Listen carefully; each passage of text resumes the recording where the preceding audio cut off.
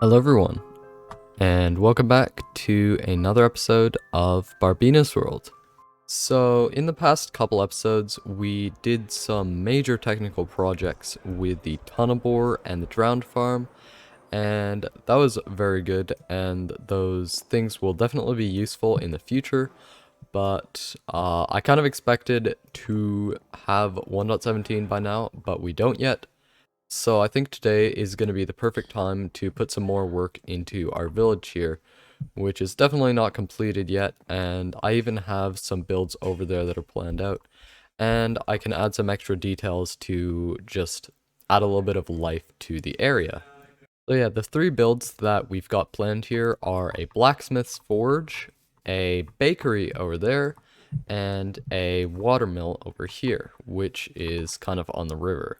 I don't want to spoil anything too much, but yesterday I actually spent quite a few hours in creative designing builds for the town, and I do actually have a design for all three of these builds. And I think I should be just about ready to build them, but I'm not sure I have enough resources, because these are not small builds.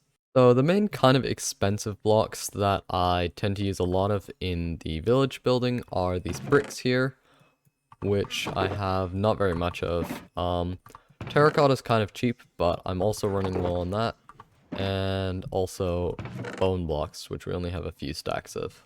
I'm not really at a shortage of anything per se, but it just takes me a long time to fly around to all my different areas and grab all of the resources that I need.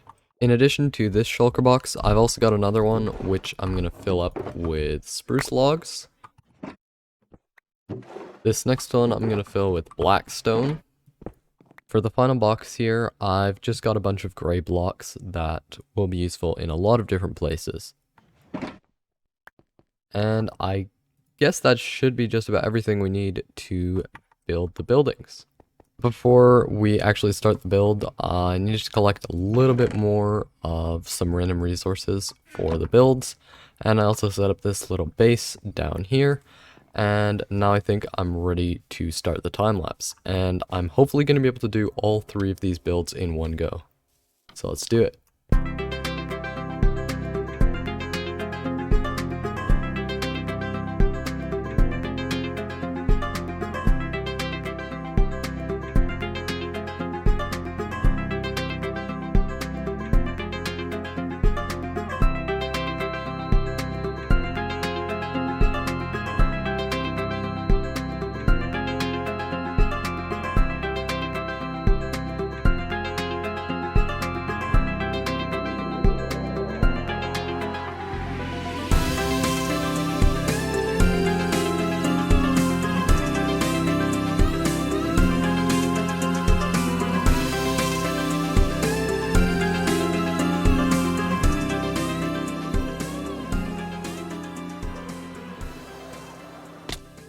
Alright, let's take a look at what we've got here. The first build here is the blacksmith. This has got to be my favorite of the three.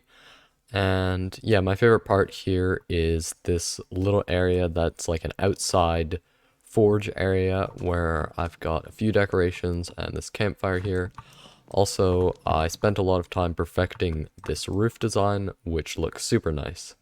I also tried to blend in this build with some of the other ones by using a blackstone roof, which I haven't really used before in this style of house, but I wanted to blend it with the other buildings like the church that also have a blackstone roof. The next building that I did was this bakery here. I really like the shape of this one. It's quite complex actually, but it's hard to see the entire thing from the ground level.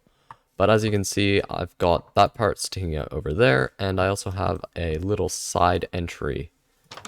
We also have this window here, so I guess customers can come up and buy stuff from the person at the window. And the last build that we got here is the mill.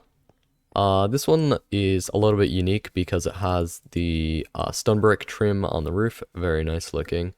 And back here we actually have the water wheel, which is made of spruce wood and oak fences. And I also spent a lot of time trying to get that water to flow over. I had to waterlog that stair there for it to not flow over the sides. But I think it looks pretty good now. Alright, I don't really have much time to waste because I have a lot of stuff planned in this episode, so I just want to get to it. Kind of just trying to fill up all of the space that I can in my village here. Right now I'm just building some extra paths out to the builds.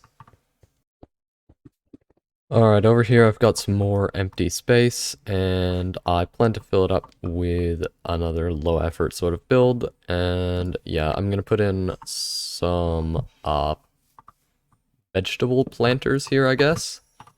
So I'll just make them out of spruce logs. It should be pretty simple. Okay, this is good. We've got some potatoes and some carrots planted. And I even built a little scarecrow. I probably saw this design on Reddit or something. But yeah, I like how this looks, and I think there might be some other places that I can put in planters as well. We got some more carrots here, and there's some more potatoes down there. Now, from here I could focus on adding some smaller details like leaves and dirt types and stuff to the village, but I feel like that would take a very long time and it wouldn't really be worth it. I probably will do that eventually, but for now I think I have some more cool stuff that I can add. Alright, so I went and extended this pathway out down this hill, and I think this is going to be a new area. What I plan to have here is a bunch of market stalls where people could just be like selling all of the stuff that they farmed or something. And those are going to be on either side of this path. Okay, I've got a lot of block variety here in my inventory. Hopefully it should be enough to build a few colorful and unique market stalls in this area that I've prepared with some coarse dirt. Okay, welcome back. I built up a bunch of these market stalls off camera, and I think this area looks really nice. Basically the key to this was just spamming down a bunch of different decorative blocks. Like, look at all of this mess. Like, it doesn't really mean anything, but it kind of looks good if you spam enough of it. Anyways, I showed a picture of this area to one of my friends, and they said it looked a little bit two-dimensional, which I kind of agree with, and I think I might have an idea to improve that. I'm not really sure what the use of this would be in like an actual town, but I'm gonna try to build up some like little gate areas, and I'll have fences connecting these two posts. Alright, this looks decent already, but I think I should be able to add some banners onto here to make it look a little bit nicer and more colorful. Alright, nice. I guess I'll see if I can fit in a few more of these. Okay, this area is looking really nice now, and I think I'm probably done with it. Now we can go on and look at the next thing.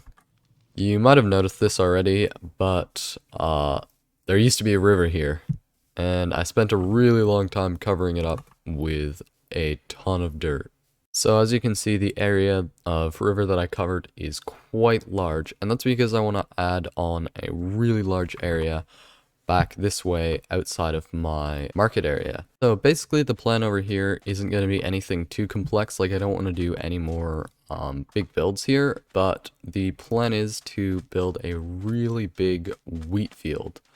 I think that's a good idea because it'll be a good way to kind of increase the area and sprawl of the medieval area all the way out to like here, and it shouldn't be too much effort, so I think I'll give it a try. I don't want to make the field a big square or circle shape, so I want to kind of plan out where it's going to go before I start. One thing I want to do is probably avoid most of this desert area. It does look like kind of a mess, but I'll fix that up later, I think. Over here though, I think is going to be the main area for the field, over this river area and across the savannah, possibly over here. And once we're here, we can expand out if we have more time. We can start by beginning to separate the area where I want to have the wheat field from the village area using a fence. Alright, so now that we have the fence in, we can probably start working on the actual field. Now, I'll show you a little bit how I want it to look. So, every few blocks, I need to put in some water to hydrate the farmland. So, we can put that here. and I want to put in a slab to waterlog it. And then we can basically just till the soil all around it. I'm not trying to put my water sources in a pattern or anything. I'm just going to kind of do it randomly, making sure that they're close enough so that all the farmland is hydratable. Okay, I think I'm finally ready to start on the main part of the field, and I have a bunch of seeds as well. That should let me plant basically this entire thing with wheat once I'm done tilling it.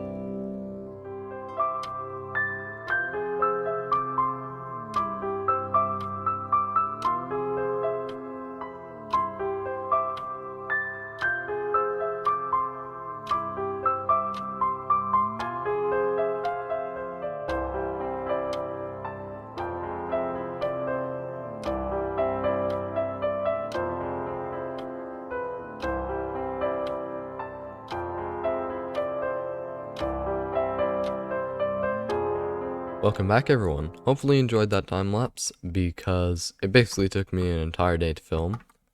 But yeah, we should go check on that wheat field now. Yeah, I definitely underestimated how long it would take me to build a wheat field of this size. Because I didn't really realize that there's a lot of actions that you have to do for each block. You've got to first till the soil, and you also have to place the water source and put the slab on, and then you have to go through placing all the seeds. So yeah, it definitely takes quite a bit longer than just placing a floor of blocks down. But overall, I think it looks super nice actually.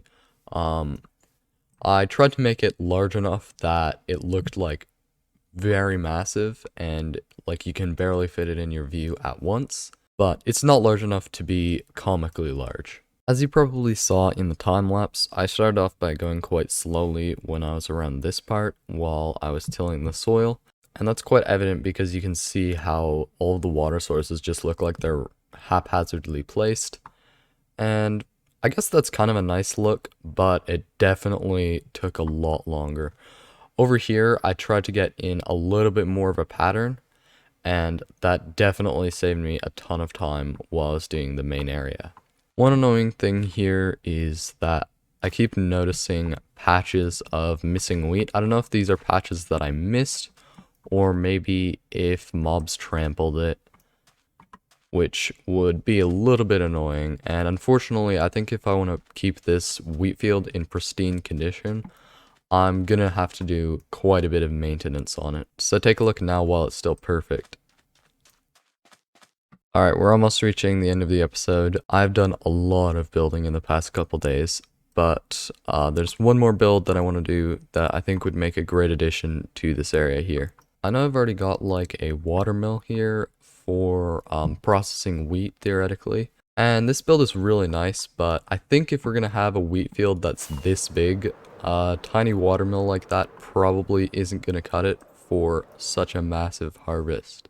So the plan here is to build a windmill right in the middle of the wheat field, somewhere around there, where theoretically if people were farming this, they could bring everything to the windmill and process it into flour there or something, and then the flour could be taken to the village. Okay, I'm here in my creative world now, and I've come up with a windmill design that looks really nice. I have to say that this build is heavily inspired by Pixel Riff's one chunk windmill design, which I thought was really cool, but I tweaked the colors and some of the elements like the roof. A link to Pixel Riff's video will be in the description.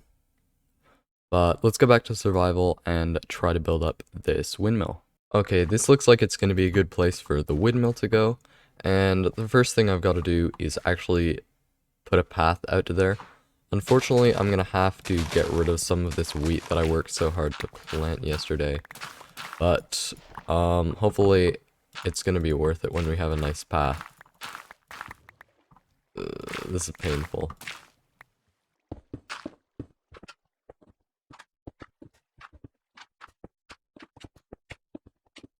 Now that the path is in, I don't think there's much I can do on camera anymore, so, I guess we can just jump over to the completed build. Okay, there we go. I'm done with the windmill. It looks really nice, I think, and, it definitely fits in with other builds in my town, and it works well even though it's right in the middle of the wheat field.